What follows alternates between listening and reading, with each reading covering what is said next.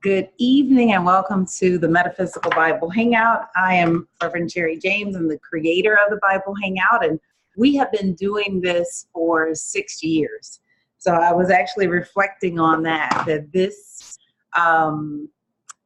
September marks 6 years of teaching online. It started out with private Google Hangouts.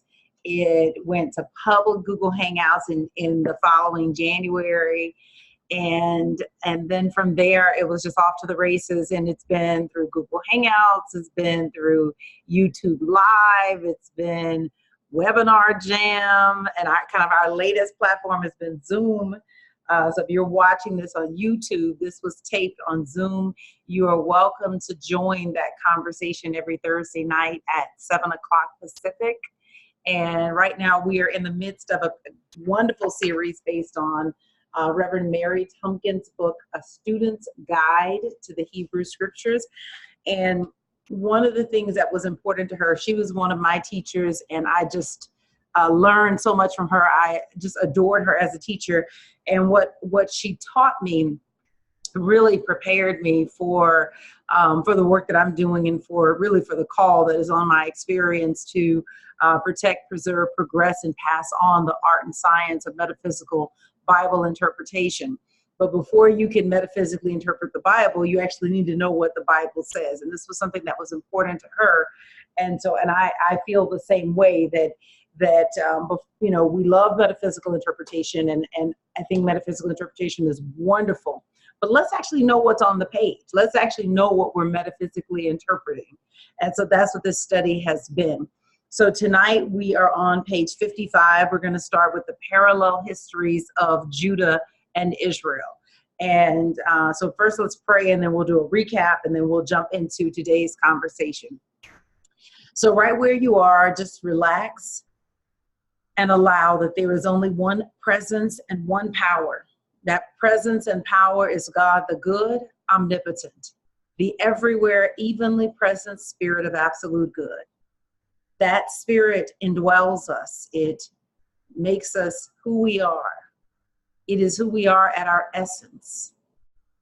That we are more than simply human. We are divine. That between the head and the toes is just a portion. It's just the expression that spirit soul has chosen.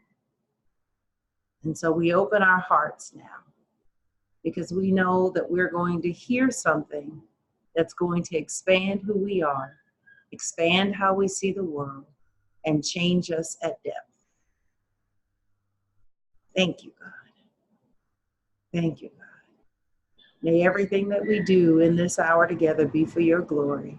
In the name and the nature of the one that we call the Christ. It is so, and so it is. And amen.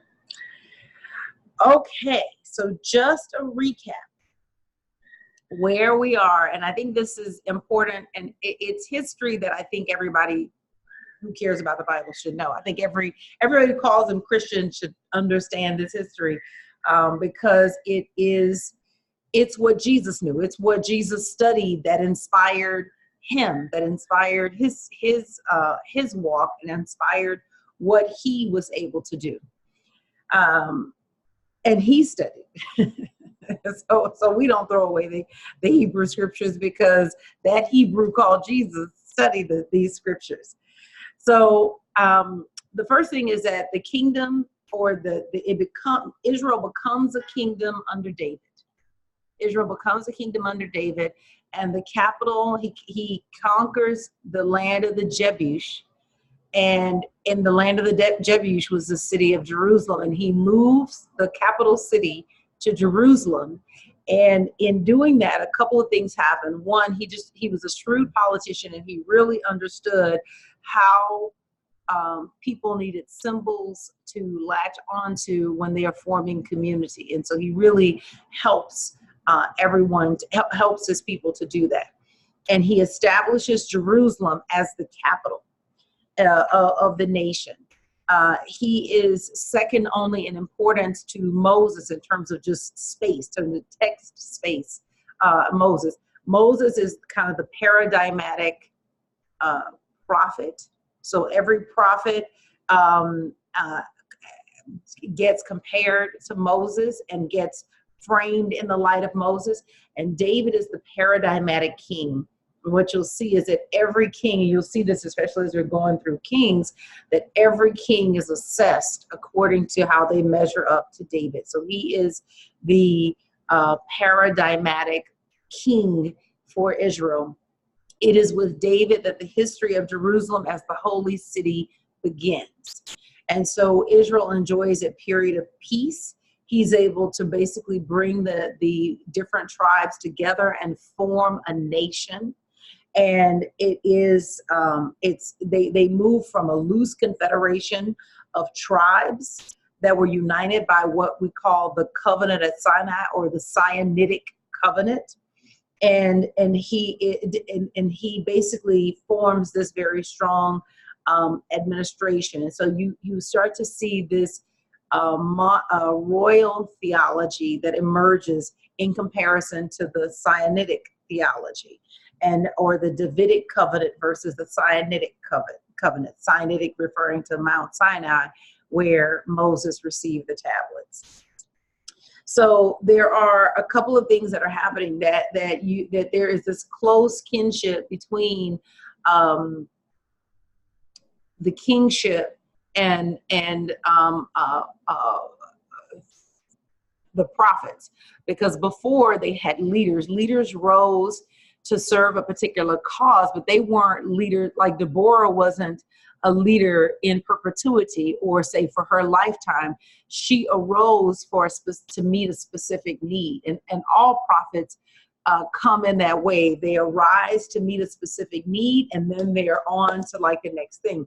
This idea of a leader for life is something new. That's a new thing that comes with David. And with the Davidic covenant, there is this annunciation by God that all of the leaders will come from the house of David.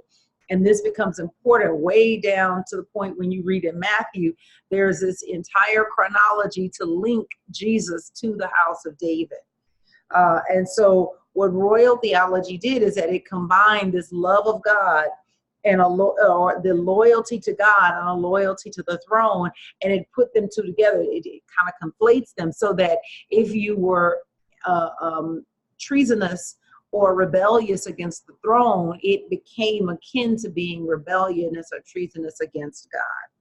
And so you start to see this for the first time. Solomon comes up under David. He is not anointed by God. He is chosen by his father, and then he kills all the other potential people who could lay claim to the throne. But there is no indication that Solomon is the divine choice. And you got to consider that the writers are very specific in always saying that God chose this person, God chose this other person. So for them not to say Solomon was chosen is a big deal. We don't talk about that, but it's just because he has been called wise and he's praised for his wisdom, but he's not necessarily acknowledged as God's choice. The other thing that happens under Solomon is that he exacts a heavy tax on the people, and they have what's called corvée, and corvée is forced labor on state projects. So he's got these building sprees. We always, in later times now we talk about Solomon's wealth. There was never a man that was as rich as Solomon, and Solomon was so rich. Well, that wealth came at a price. And that price was that there was a tax imposed on people. They were forced into these labor projects that they had to serve in to help build the nation state. He also took he built the temple, but he built the temple inside the palace. You get that? He built the temple inside the palace. So he is like really, really pressing together this idea of and the connection between God and the king. And again, when the king was considered anointed by God and things like that, but it did not necessarily imply divine sonship. That's not what it suggested. Even though the king is spoken of as God's son, it really was more of a metaphor. like it would be like today. Now, of course, in New Thought, we understand that everyone is divine, but I'm talking about how we speak about it in general society. It would be like today where people say, oh, that's a woman of God, or that's a man of God, or those are the people of God. They don't necessarily mean that those people or that man or that woman is divine, or they're not speaking of it in that way. It's like saying a man of the cloth or a woman of the cloth, but that person is set aside for the work of God.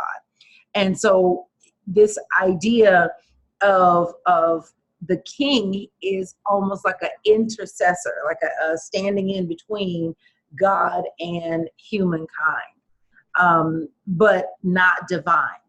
So let me see what else I want to share with you about that. So I just want to kind of bring you up to speed, because we're moving. There's this evolution that we're watching that's happening. And so right now we're in the rise of the monarchy. Solomon's projects were so backbreaking and there was always discontent, but it never spilled over in his lifetime to the point where it broke apart the kingdom. But when we get to his son, Rehoboam is Solomon's son. He succeeds him to the throne. And the people come to Rehoboam and say, hey, listen, your dad's projects really were backbreaking, and we're going to need you to let up on this, on the corvée, which was, again, the forced labor on state projects. And not only does Rehoboam not let up, he doubles down on the things that his father demanded. And that's when you get the break in the country. And so you get the 10 northern tribes.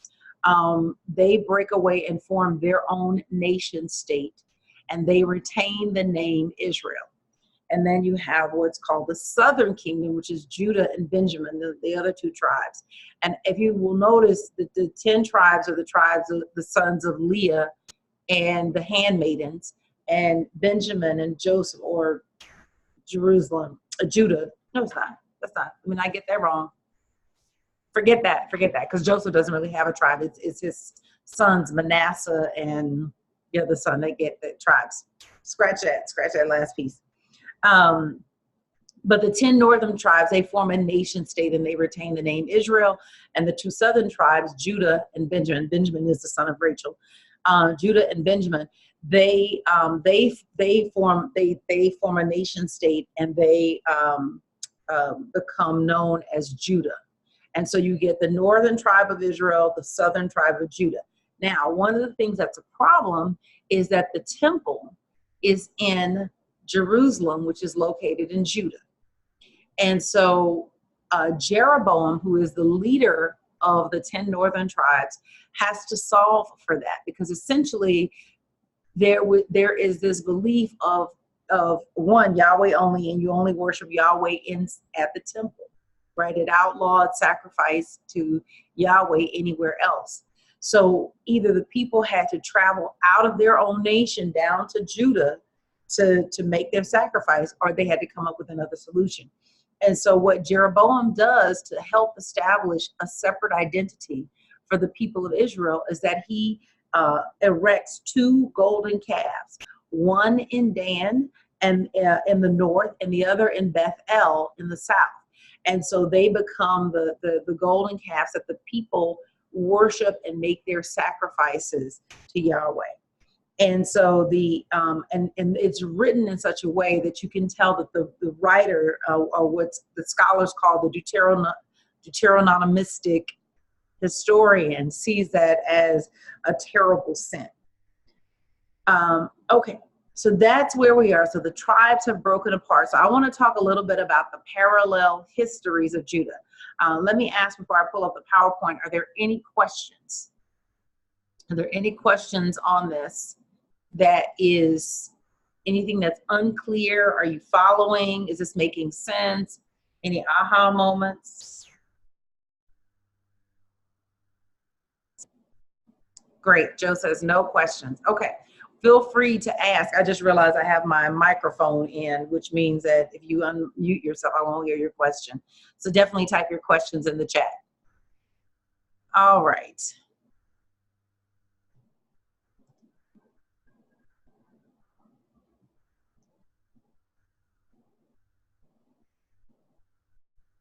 Great. Okay.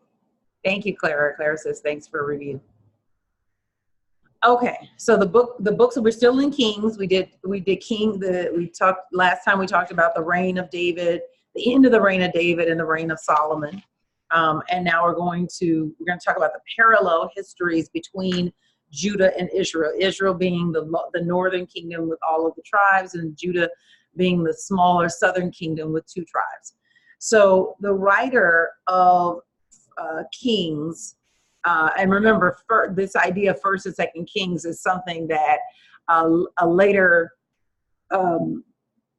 scholar adds. At the time, it's just 2 books. It's not, it's just 1 book. It wasn't written initially as First Kings, Second Kings. It's just 1 big old text.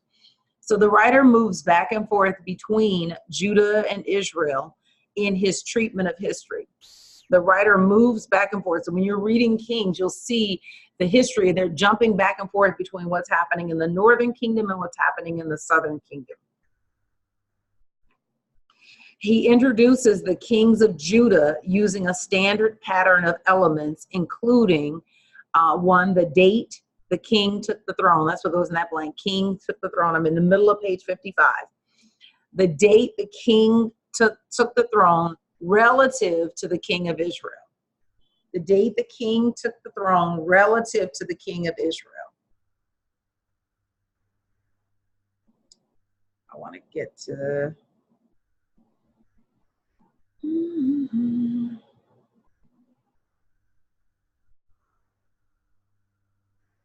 I'm trying to pull up a verse I can... So this is after...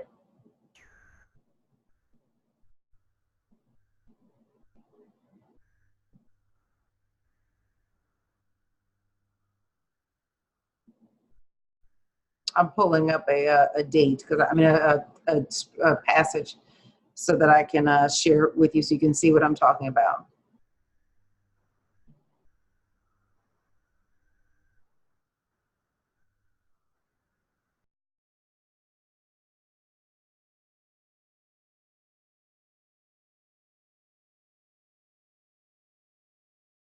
I'm here. It dropped. Okay. It's still recording, so that's good. Okay. All right. Where's my internet? All right, great. Here we are. So if you go to the 18, so this is how he introduces the kings of Judah. So I'm reading from 1 Kings chapter 15, verse 1. So what you see with the writer is that there is this pattern with how the king is introduced. So he starts with the date the king took the throne. If you look at verse 1, it says, in the 18th year of the reign of Jeroboam, son of Nebat, Abijah became king of Judah, and he reigned in Jerusalem for 3 years. His mother's name was Maacah, daughter of Absalom. So the reign of Jeroboam, remember, is the king in Israel. He is the one that led the revolt against Rehoboam and broke away from the nation and formed their own nation state. So again, in the 18th year, let me pull this up on the computer.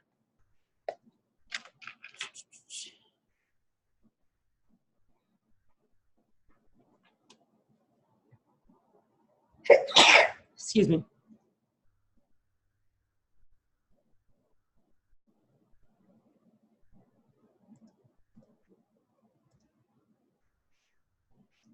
Okay. In the 18th year of the reign, so I want you to see this, because this is what I'm saying, is that this is a pattern that is in terms of how the king is introduced. So in that first verse, or in those first 2 verses, in the 18th year of the reign of Jeroboam, son of Nebat, Abijah became king of Judah. So reign of Jeroboam. Jeroboam is the king of Israel. He's the king of the northern kingdom. And then it gives, so let me get back to the PowerPoint. So it starts with the date the king took the throne relative to whoever was king in Israel, whoever was king up north. Then you get the age at which he came to the throne. Back in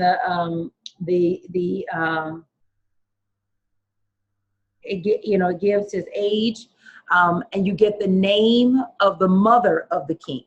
And you saw that where it says his mother's name was Maacah, daughter of Abishalom. So it's the age at which he came to the throne, the name of the mother of the king. And then you get a value judgment of the king relative to David, who was the standard of comparison. So value judgment of the king is what goes in that blank.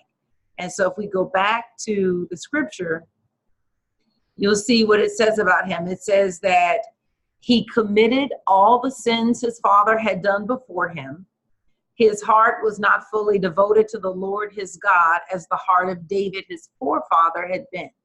Nevertheless, for David's sake, the Lord his God gave him a lamp in Jerusalem by raising up a son to succeed him and by making Jerusalem strong.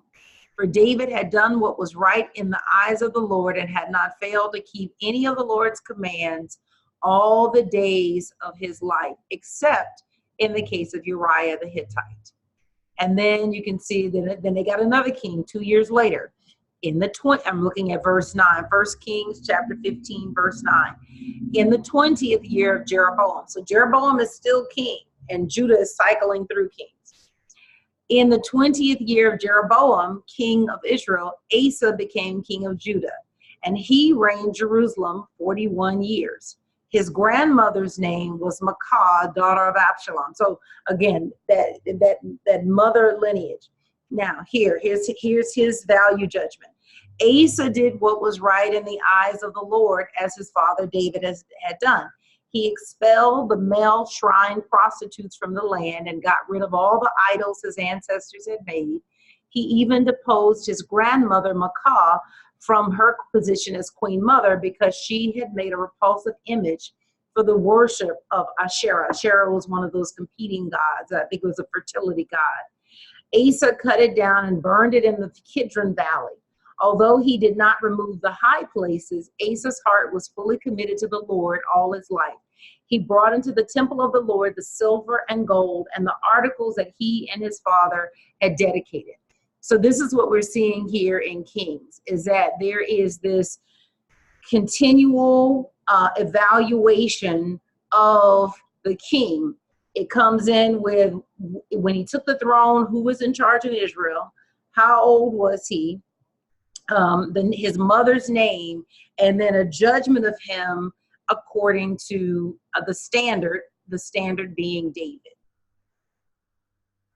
Now, in terms of Israel, the writer introduces the kings of Israel using a different standard pattern of elements, and it starts with the date the king took the throne relative to the reign of the king of Judah. So whenever they would tell you when Jeroboam steps down off of the throne or is removed from the throne, then they say, okay, then this king, they name it in alignment with whoever's king in Judah. And they give the location of the capital city of Israel. The location of the capital city of Israel. That's what goes in that blank.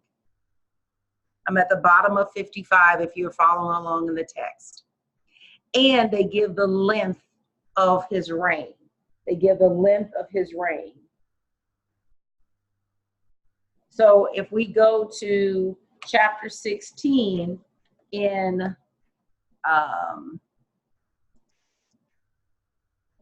chapter 16 in the scriptures, and verse 8.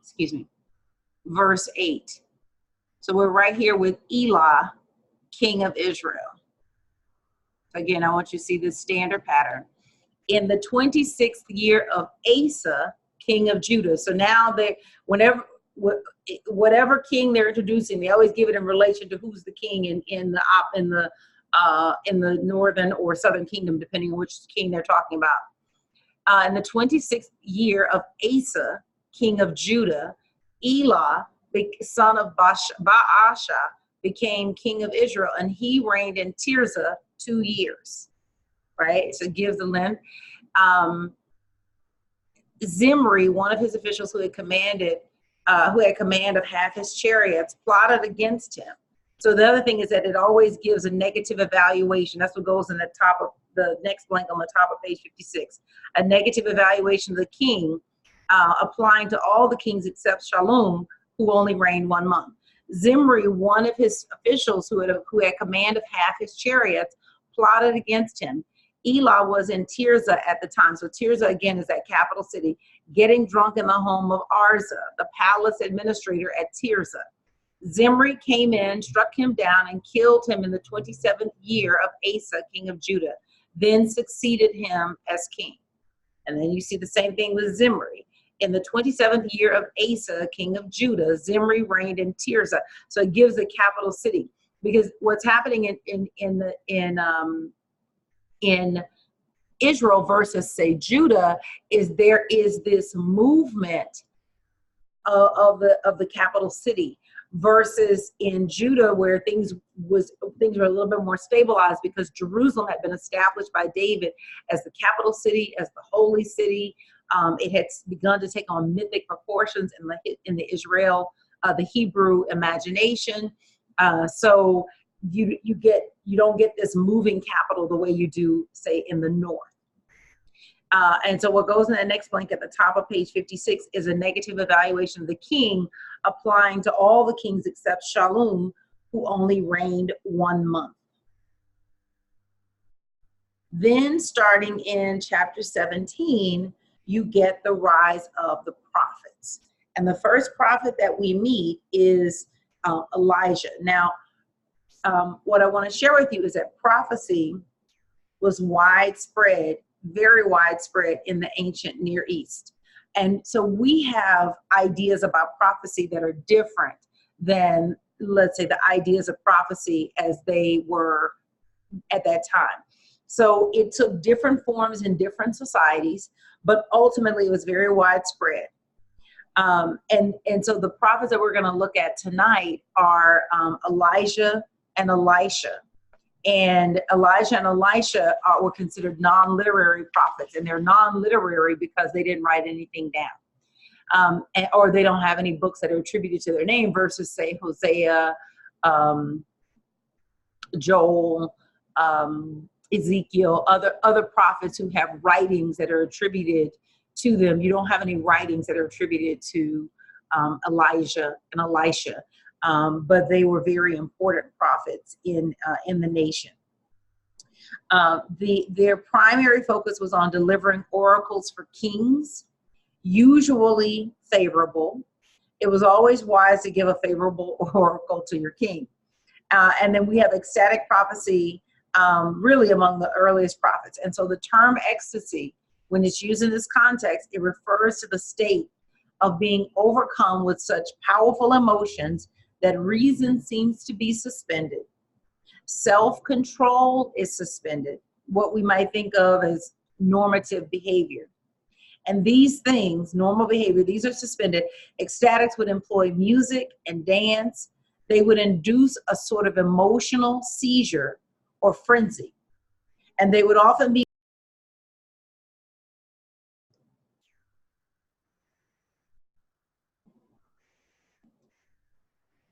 okay. All right. I'm gonna switch this internet out. Hopefully it won't do this again. All right.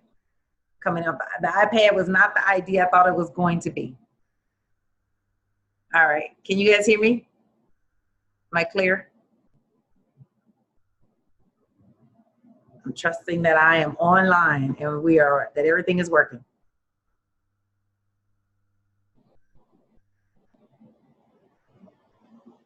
Great. Thanks, Alita. Okay. Okay, great. All right. Thank you guys for your patience. Apparently the hotspot was not the spot. That's not what I was supposed to do. So what would happen with the prophets is that they would induce this sort of emotional seizure or frenzy, and they would be left writhing and raving. And the Bible attributes this kind of ecstatic state to the Spirit of the Lord, or the Spirit of Yahweh, which falls upon a prophet or rushes upon a prophet, comes upon a prophet and transforms him then into some sort of carrier or instrument of the divine will or the divine message. And so we'll see that we have bizarre behavior among many of the prophets. We even have bizarre behavior among many of our later literary prophets. For example, Ezekiel is going to engage in all kinds of unusual, outrageous, dramatic behavior as a vehicle for communication of his message. So, but all biblical prophecy doesn't have this ecstatic character. The Hebrew word for prophet is Navi, and the word Navi means one who is called, or perhaps one who announces. And that's important because it signals to us that a prophet is someone who is called to proclaim a message, to announce something, called by God to carry a message. And so in the Bible, we have this phenomenon of what we call apostolic prophecy. And an apostle is merely a messenger. The word apostle means messenger, one who's sent with a message. So apostolic prophecy then refers to messenger prophets.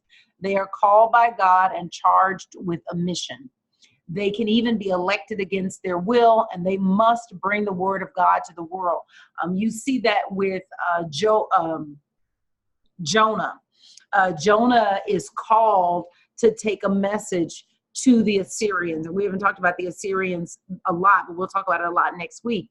Jonah is called to carry a message to the Assyrians and to tell them to repent. And Assyria is essentially who destroyed the kingdom of Israel. And so he does not want to go. And so he goes and throws himself in on a boat. And then when that don't work, he throws himself in the ocean and gets swallowed by a big fish. But all of this is happening because he does not want to go and preach the word to the Assyrians. The equivalent would be, God giving me a message and telling me to go talk to the KKK. I'm like, what?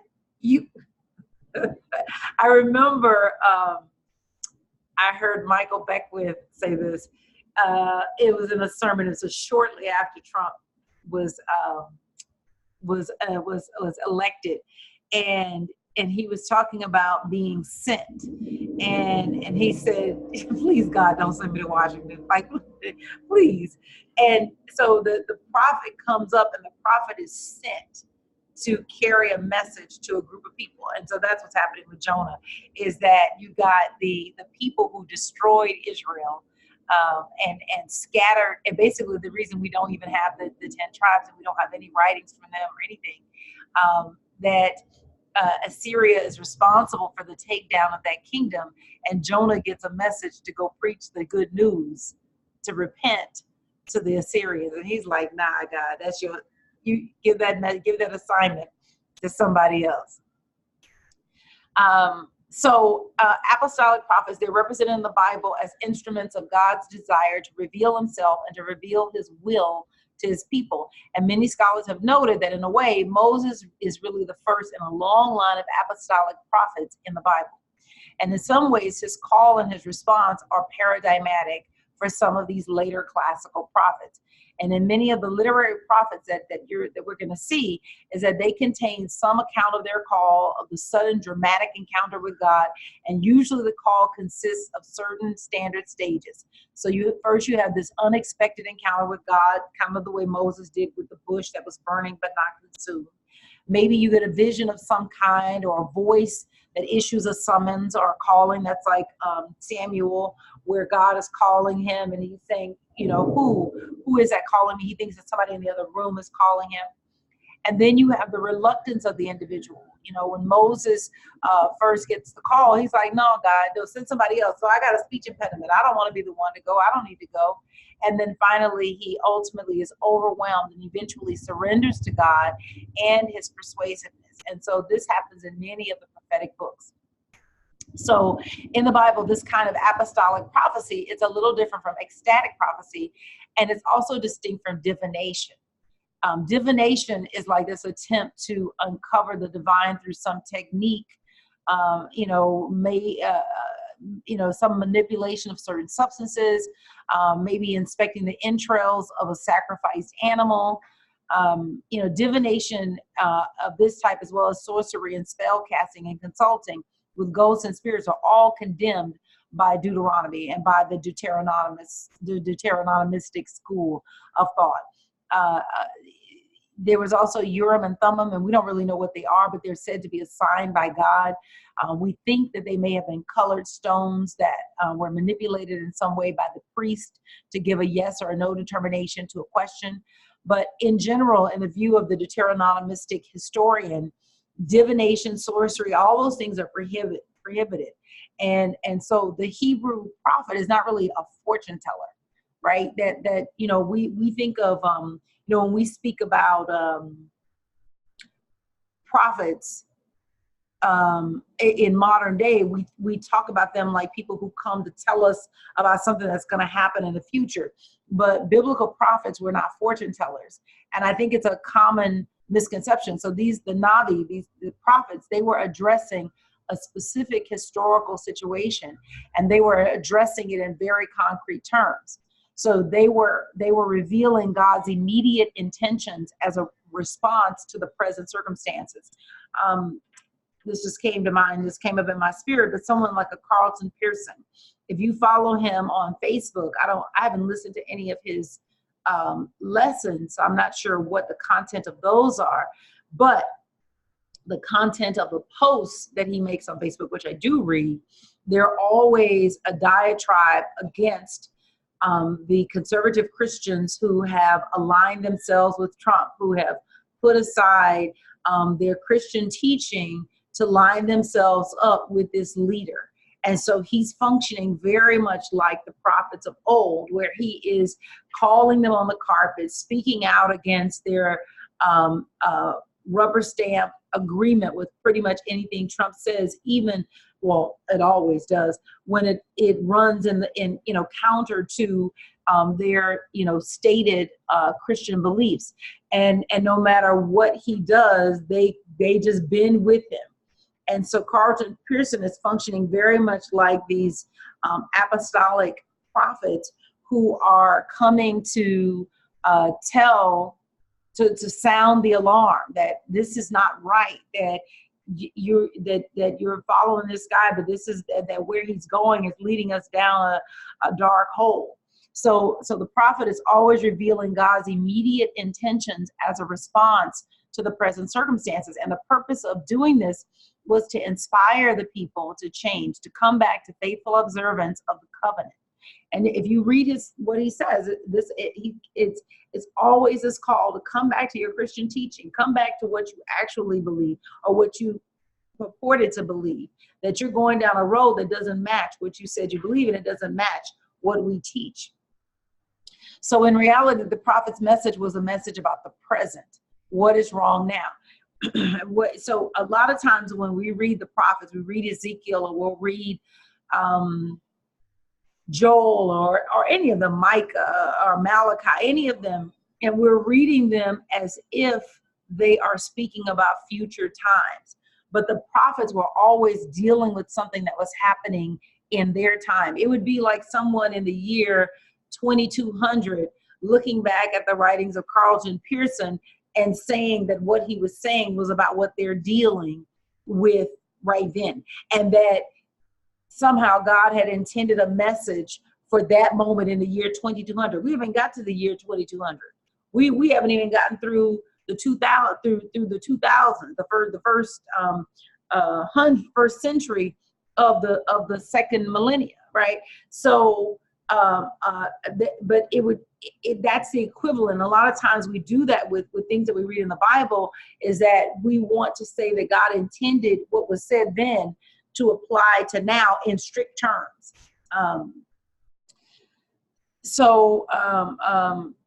The prophet's message was really about the present. What is wrong now? What has to be done to avert the impending doom or to avert a future calamity?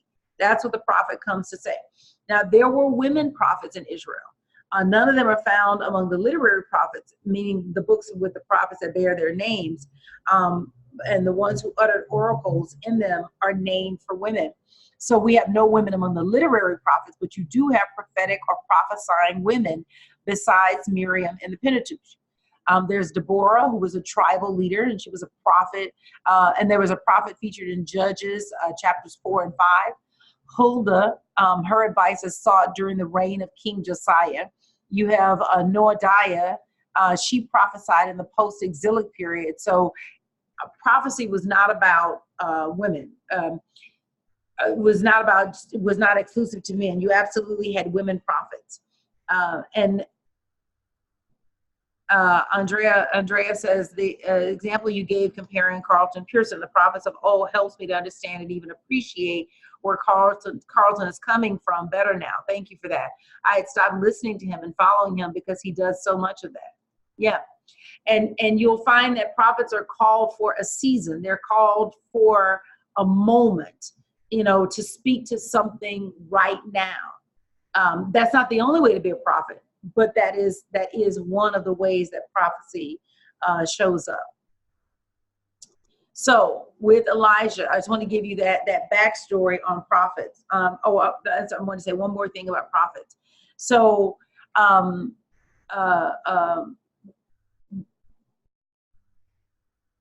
prophets anoint kings, and they also announce their fall from grace. So in a lot of ways, you have king makers and king breakers.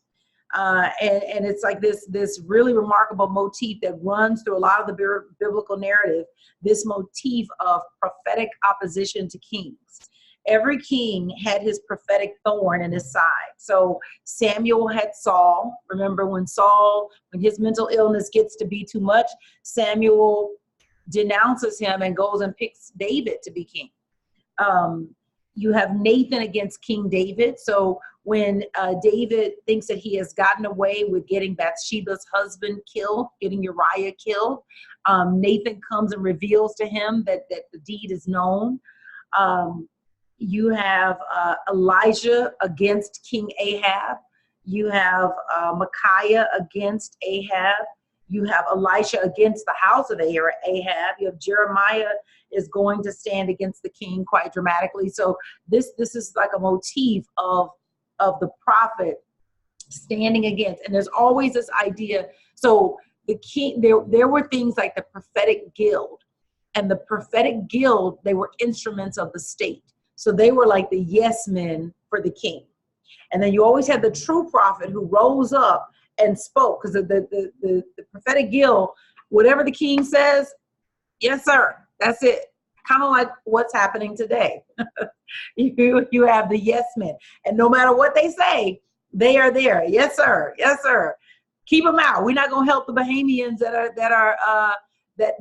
have had their entire homeland destroyed.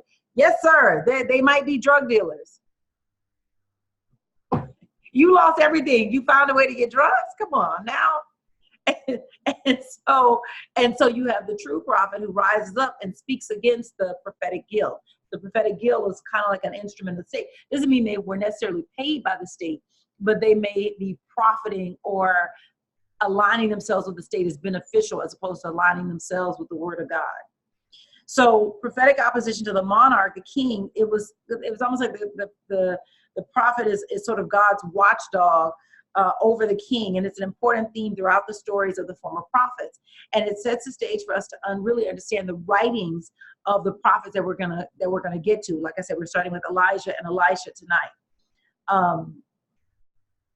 Okay, now another role that we see is prophets like God's zealots. So again, this is a contrast between the true prophets and the false prophets. And you find it particularly in those zealous Yahwehs, Elijah and Elisha. These stories, they're called a cycle of stories. Scholars refer to them as a cycle of stories.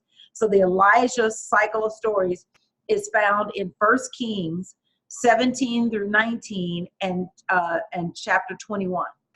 1 Kings 17 through 19 and chapter 21. And then Elisha starts in 2 Kings chapter 2 through 9, and then a little bit in chapter 13.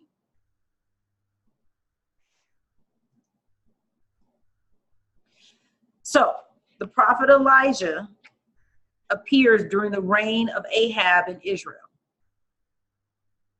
And Ahab had tolerated the practice and promotion of the religion of his Phoenician wife, Jezebel.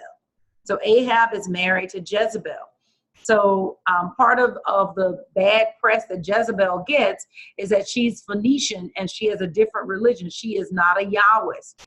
And Elijah, who's the prophet during the reign of Ahab, speaks against that. So all of that back and forth between Ahab and the king about Jezebel is because of the prophets that she's allowed to bring in. And so he allows temples to be built to her religion. And so Elijah is rising up to speak against that. And so the Elijah cycle of stories, there are 5 major scenes. There are 5 major scenes. So the first one is the 3-year drought. The first one is the 3-year drought. So Elisha the Tishbite, which means he comes from the city of Tishba in Gilead, which is on the other side of the Jordan. Elijah is a very dramatic character. He comes across the Jordan. He's dressed in a garment of hair and a leather girdle. At the end of the story, he's sort of whisked away. One of the king's servants surmises by the wind of God. But as his first act, Elisha announces a drought. He announces a drought in the name of Yahweh. Now, this is a direct challenge to Baal, because Baal is the Phoenician god.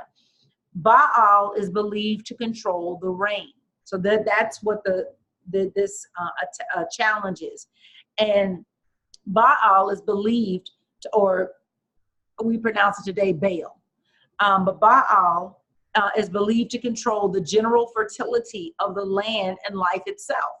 And Elisha's purpose is presumably to show that it is Yahweh, not Baal, who controls fertility. So he announces this 3-year drought. This is a part of that. And we have very good evidence that Baal was in fact worshipped in the northern kingdom right down to its destruction. And this is, it's quite possible that the Israelites in the northern kingdom saw no real conflict between the cult of Baal and the cult of Yahweh. But in the Elijah story, the Deuteronomistic historian represents these 2 cults, or these 2 religious practices, as being championed by exclusivists. It's one or the other.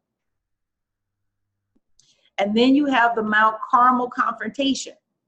So Jezebel, Ahab's queen, kept 450 Baal prophets, and they were killing off the prophets of Yahweh. So she didn't just, they weren't peacefully practicing the worship of Baal. They were killing the worshipers of Yahweh. And by the same token, Elijah was equally zealous for Yahweh. And he refuses to tolerate the worship of any god but Yahweh. And he performs miracles constantly in the name of Yahweh to show that it is Yahweh and not Baal who gives life, for example. And so you see that he raises a dead child. He multiplies oil and flour and so on. All of this in the name of the Lord to show that it is Yahweh, not Baal, who has true power. So the first 2 scenes of the 3-year drought, he announces the drought. Remember, it's a challenge to the God that was worshipped by Jezebel's people. The Mount Carmel confrontation. So it's a confrontation between the prophets of who can bring fire down, and the prophets of Baal and Yahweh, and he says whoever's God can bring down the fire is the true God. It's a really dynamic account. I mean, he is selling wolf tickets for Yahweh like you would not believe. And in the end, Yahweh delivers, and he ends up slaughtering all of the prophets of Baal. So this is the Mount Carmel confrontation. Then you get the Mount Horeb episode. Now, at the Mount Horeb episode, this is where he hears the still small voice. This is where he hears the still small voice. And then you get, so I have these notes to share with you.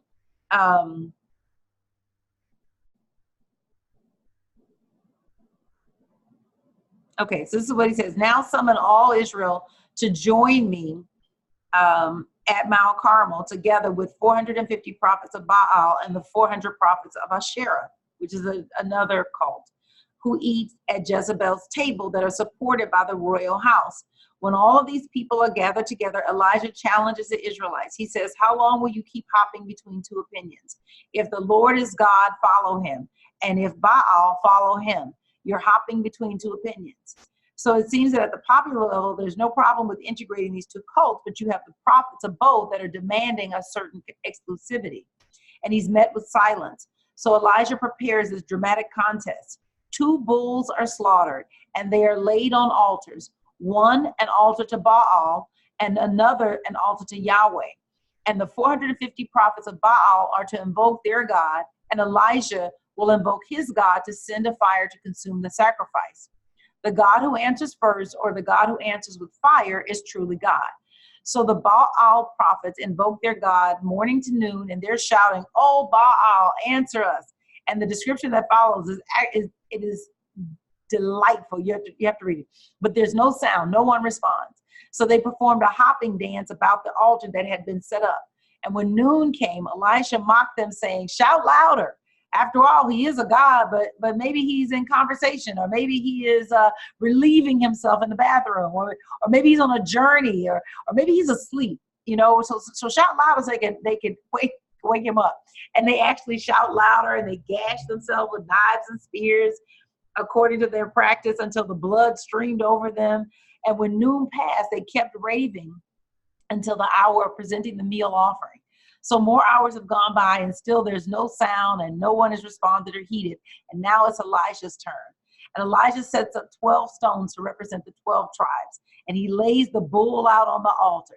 And then he digs a trench around the altar, and he orders water to be poured over the whole thing. So it's completely saturated, and the trench is filled with water. And so this is going to be a highlight, of course, because the miracle is about to occur. And then he calls on the name of the Lord, and instantly a fire descends from God and consumes everything: the offering, the wood, the stone, the earth, the water, everything. And the people prostrate themselves and declare, "Yahweh alone is God. Yahweh alone is God." And the prophets of Baal are all seized and slaughtered. Elijah expects an end to the drought, and a servant. Anyway, so that again, that's what happens on Mount Carmel. Then you get the Mount Horeb episode. You also get Naboth's vineyard, and then you get he delivers an oracle of judgment to Ahaziah. I got the pronunciation wrong, but anyway, he issues an oracle of judgment to King Ahaziah. And then Elijah departs from life in a very spectacular way, where he is caught up. It says, as his successor Elisha looks on, a chariot of fire engulfed Elijah, and he was whisked into heaven in a whirlwind. So it's a chariot of fire is what goes in that blank. Now, the mantle of leadership is passed on to Elisha, S-H-A, Elisha, his disciple, with all its attendant powers and responsibilities. With all its attendant powers and responsibilities. Mantle of leadership is what goes in that first blank. And let me know if you have any questions on this, if this is clear, anything missing. The Elisha cycle of stories, remember this is a scholarly term, a cycle of stories. The Elisha cycle of stories has a different quality than the Elijah cycle. It is much more occupied with miracles than it is with religion and politics. So the Elijah is speaking out against the state. So it put in your mind Carlton Pearson speaking out against Trump, speaking out against really the Christian establishment that is supporting Trump. So Elijah is concerned with religion and politics. Elisha is much more focused on miracles. So his cycle of stories are different and in that sense. Elisha purifies, oh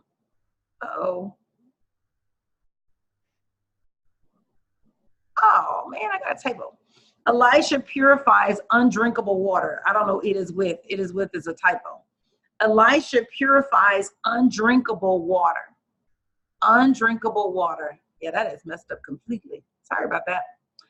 Elijah purifies undrinkable water. He directed 2 bears to maul some disrespectful children. It's one of his miracles. The kids are poking fun at him. He's like, gotcha.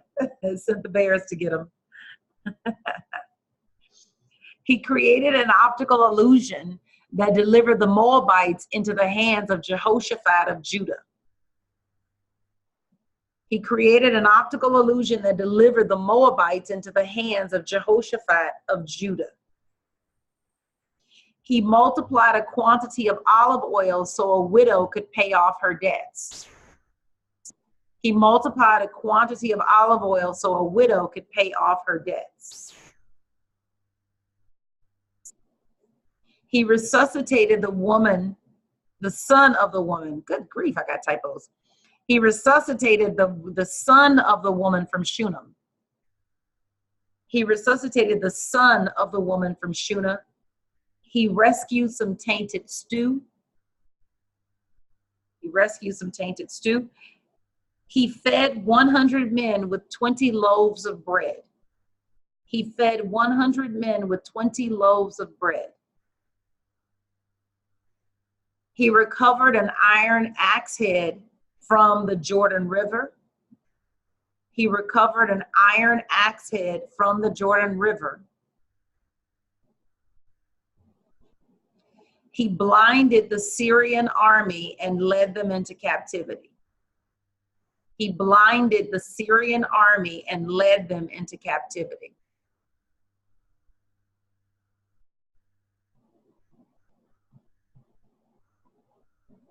And finally, like Elisha, he was a northern prophet. That's what goes in that blank. Like Elisha, he was a northern prophet and represented that tradition. Elisha was also involved in Israelite and even international politics, though to a lesser degree than Elijah. Like Elijah, he was a northern prophet and represented that tradition. Any questions? One thing I do want to share with you about Elijah and Elisha. Elisha is considered very much like a type of Christ. So his stories, especially with the miracles, very much put him in alignment with Jesus. And Elijah is considered like very in the mold of John the Baptist, much more radical, much more coming out speaking against the state. You don't really have Jesus speaking out against the state, although he, there are things that he does that are absolutely direct. He never makes a direct challenge to the state. He just goes about his business doing what he was called to do. But what gets John the Baptist killed and beheaded is the fact that he does go up against the state. And he is very critical of the king. But again, that's what prophets do. And when Jesus comes, he is much more concerned with miracles and serving the people. And so you see that also in Elisha. And so in the Bible, right, scholars have drawn parallels between them. And even in metaphysics, we talk about Elisha as symbolizing the Christ, as symbolizing the I am, that he's functioning very much like a early type of Christ. Any questions on any of this information? Anything that's not clear? Any aha moments?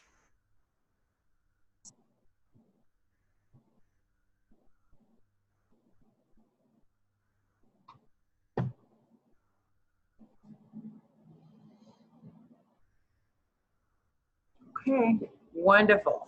Thank you so much for tonight. Thank you for being a part of this evening. I want to give you 2 things. One is, Constance says, I never knew Elijah did so many miracles. Elisha. Elijah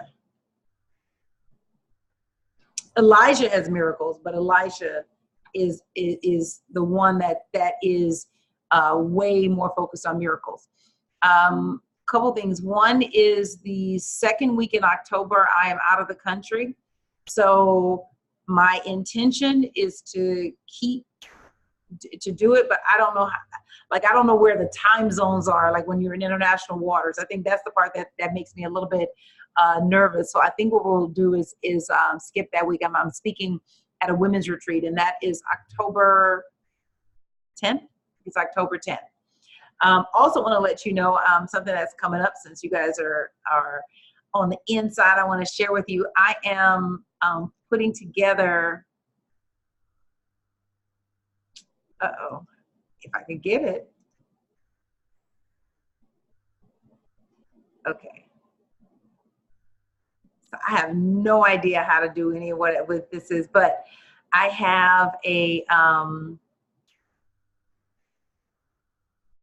t-shirt that's coming. There we go. Okay. I think I got this. And I'm so excited about it. So this is I'll put the links and stuff down in the YouTube show notes. But this is a t-shirt that I designed, and it's based on the story of the widow with the oil and the realization that she was her own miracle, that right in her own home she had what she needed. And so it's based on 2 Kings chapter 4 verses 1 through 7. And so it is a message to those who get it, which is to hashtag for the oil, that each one of us has some oil in our lives, and that we just have to have the audacity to pour it. We have to have the audacity to do the work, to work with it. And so I'm really excited about it.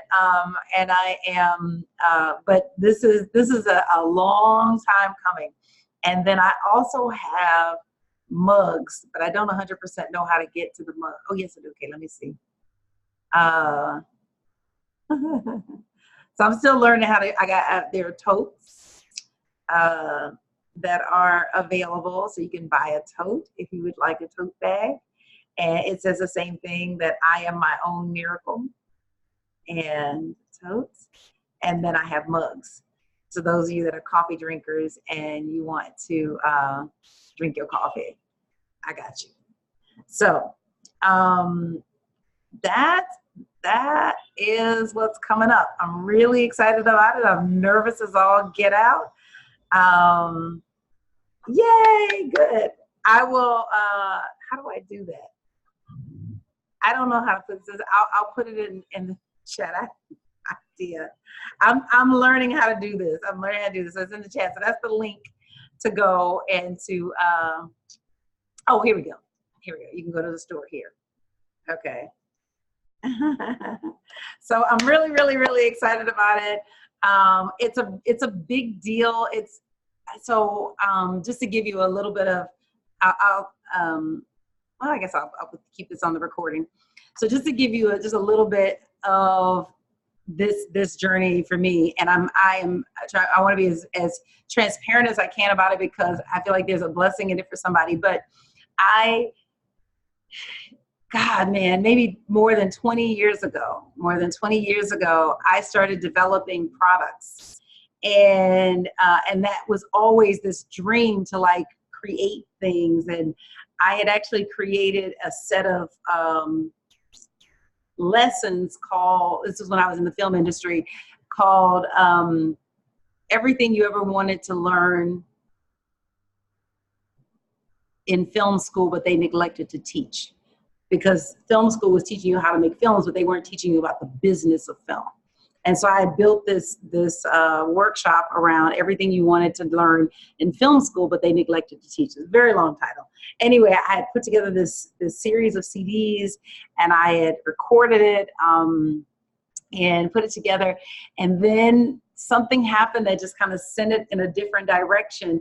And it was something I was very excited about, and I was really looking forward to doing it. And I had designed the cover. Like I had a whole, cover art and everything. It would have been on CD, like just a whole thing. And then I guess I got scared. I don't know. I'm not sure what it was. I'm not sure. But either way, the point is that it didn't go anywhere. It didn't go anywhere. And so I let the project go. But it's always been on my heart and there's just many other things. I've got several other designs. I'm just starting with this, trying to figure out how to get this done. But I guess I'm finally at an age or a place where I'm no longer asking for permission, and I'm doing exactly what the Spirit has told me to do. And so this book series, which is what it was, that I Am My Own Miracle, is something that I started working on when I was in my own dark night of the soul. And every day for, I know, 3 or 4 months, I read the story of the widow with the oil from 2 Kings chapter 4, verses 1 through 7. And I would read that story and cry and journal and cry and journal. And I built this, I don't know, 3-part series around her story. Her story is probably my favorite story out of the Bible, for sure. And so I started working on it and mocked up a little book cover, and then life happened, and it was one more thing. And I'm finally birthing this project. And so it's the t-shirts, it's the totes, it's the mugs, it's the hoodies, and it's all of it. The book is coming. The book is being worked on. My assistant is putting everything together, and the reason I put it in her hands, that the material is what I wrote, but she's compiling everything. And I told her, do not give this back to me, because if you give it back to me, it's going to stall. I've got too many things on my plate. It's going to sit still. So that's coming forward, and I'm just really excited. And it's #pour the oil. And so I'm very excited about that. And you'll be seeing more information about that. Yay. All right. Any questions? Anything before we go? Yes, yes, yes. All right. Wonderful. Have a beautiful, beautiful, beautiful evening. And I will chat with you guys next week, when we will pick up and talk about the Assyrian Empire. They are like the U.S., well, kind of. The U.S. of the day. U.S. is losing its flavor and its power these days. But anyway, all right. Good night, everybody. God bless. Thank you.